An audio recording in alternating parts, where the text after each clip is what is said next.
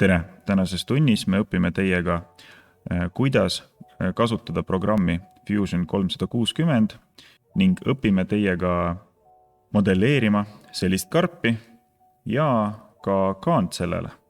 Et alustuseks palun logi sisse enda Autodesk kontosse.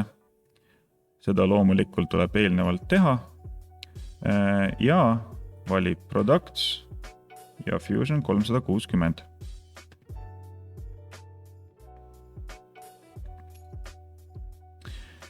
Siin vajuta Download Free Trial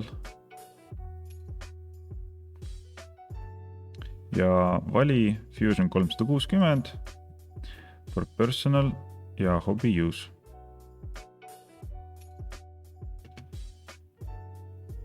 Ning kerides siin alla vajuta Download Fusion 360 now.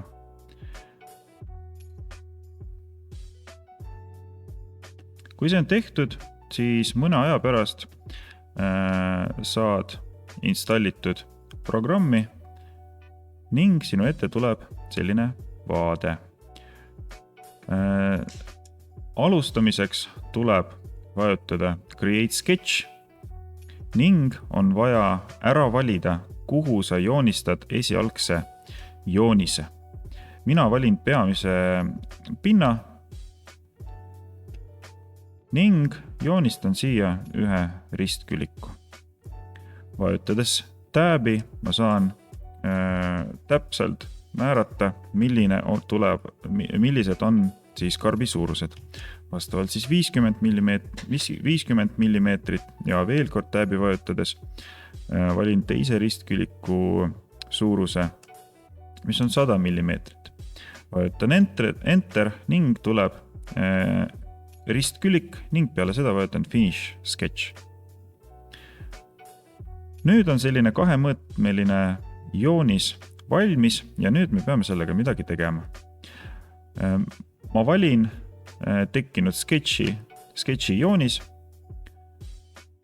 ja vajutan E, mis on Extract või ma valin Create ja Extrude. Ning tõmban seda välja ühele poole või teisele poole, siis tõmban seda välja 50 mm.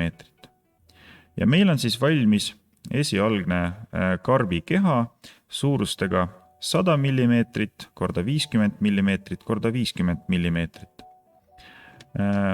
Vali Create Sketch ja vali karbilt ülemine pind. Me tahame teiega välja lõigata karbi sisu. Ette tuli sketši menüü ning vali Offset. Offsetiga saad nihutada selle karbi äärd kas sissepoole või väljapoole ja meie tahame, et karbi seina paksus oleks 3 mm. Nii et offseti joon asetame 3 mm kaugusele karbi äärest. Ja vajutame Finish Sketch.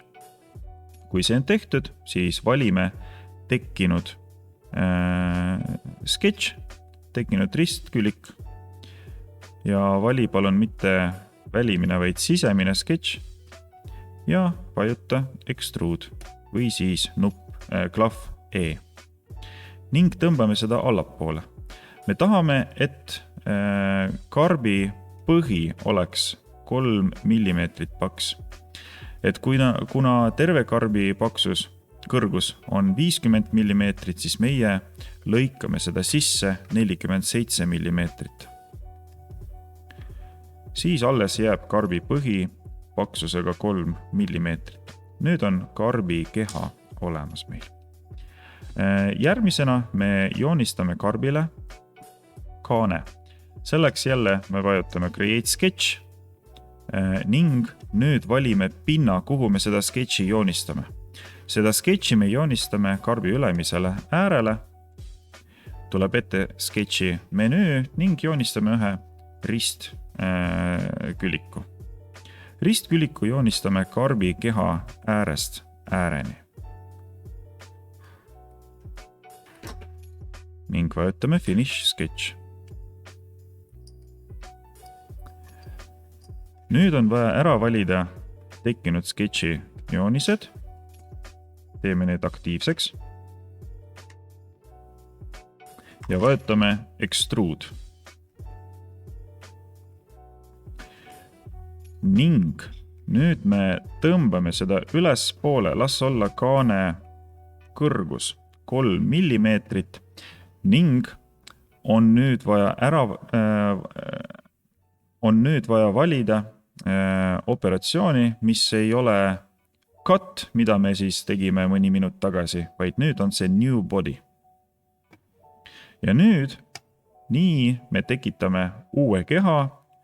Siit saame vaadata, kus on siis esimene keha, mida me alguses tegime, ja see body 2 on teine keha, mis on kaane keha. Sellega hakkame tööd tegema.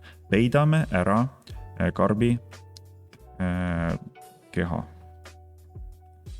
Ja vaatame selle kaane alla. Valime Create Sketch ning märgime ära kaane alumine pind. Jälle valime Offset ja valime kaane alumise pinna ääre ning tõmbame offset -3,3 millimeetrit. See on väga oluline, et sa asetad offseti mitte 3, vaid 3,3 millimeetri kaugusele äärest. Hiljem vaatame, miks seda on vaja. Ja vajutage Finish Sketch. Valige Extrude ning tõmmake kaane alumine osa 3 millimeetrit allapoole. Ja nii meil tekib kaan, mis ideaalselt sobib selle karbi sisse. Kui sa valid seda teist keha ja vajutad Move Copy, siis sa saad liigutada seda kaand üles-alla. Ja me näeme, et tekkinud kaane alumine osa mahub selle karbi sisse väga hästi.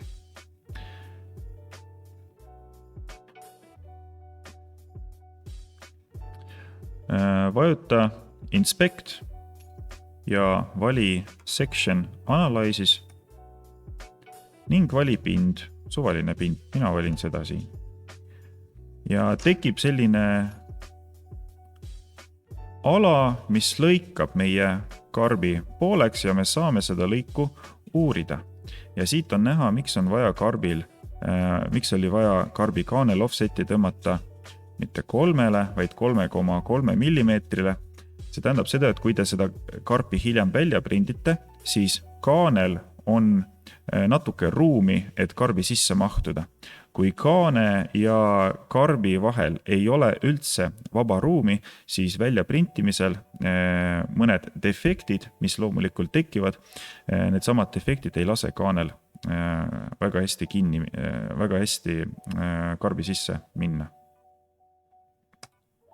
Nii. Eelviimane asi, mida me tahame teha, on see, et me teeme seda karpi natuke ilusamaks. Me valime Modify menüüst Fillet. Ja esimese asjana me lõikame nurgad. Silume nurgad natukene ilusamaks. Valime korda mööda ühed nurgad ära.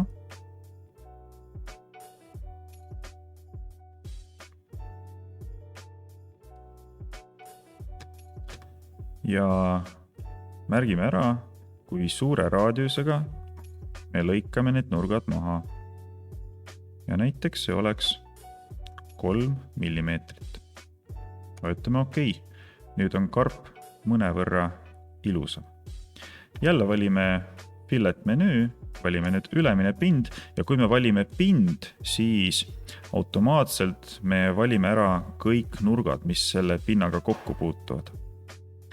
Ja siia valime ka näiteks 2,7 millimeetrit ja vajutame Enter. Nüüd on ka meie kaan natukene ilus. Ning alumine osa võime ka ilusamaks teha, valime põhi ning siia võib juba 4 mm asetada. Ongi meie kaan põhimõtteliselt valmis. Te võite seda natukene individuaalsemaks teha. Vajuta Create Sketch ja vali suvaline pind, näiteks kaan. Ning joonistame kaanele üks ring. Joonistame veel üks ring ja näiteks veel üks ring.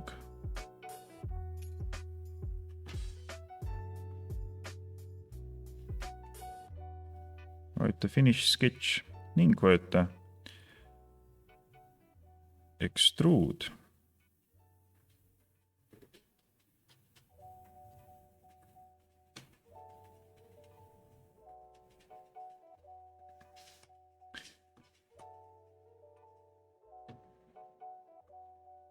Ja tõmbame seda sissepoole. Vajuta OK ning kaane sisse tekivad väikesed lõigud. Vajuta Create Sketch. Valime karbi üks külg ning vali Create ja tekst. Vali ala, kuhu sa tahad endale teksti ning siin saad kirjutada suvaline tekst.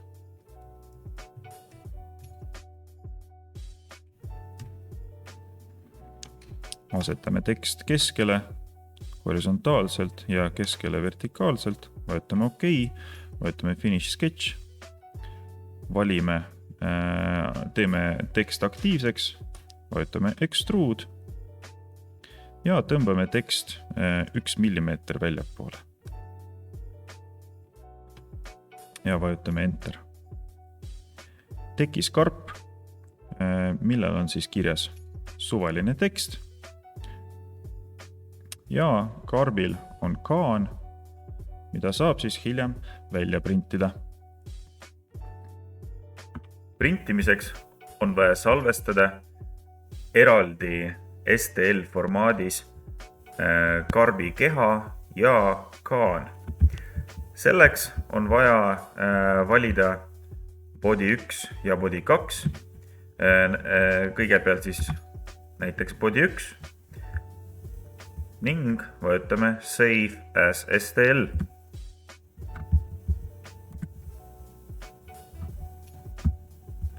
Ning salvestame seda meile sobivasse kohta.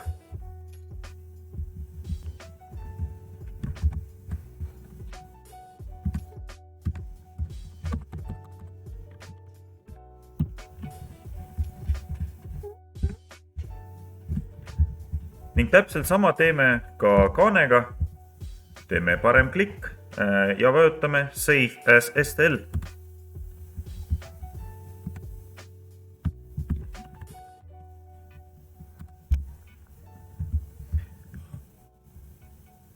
Kui me nüüd läheme sinna kausta, kuhu me neid salvestasime, siis kenasti avaneb STL fail, mida me saame nüüd sisestada Cura programmi ning valmistada seda ette 3D printimiseks. Edu ja jaksu, modelleerige midagi sarnast kodus ning järgmiseks teisipäevaks üritage seda välja printida. Nägemiseni!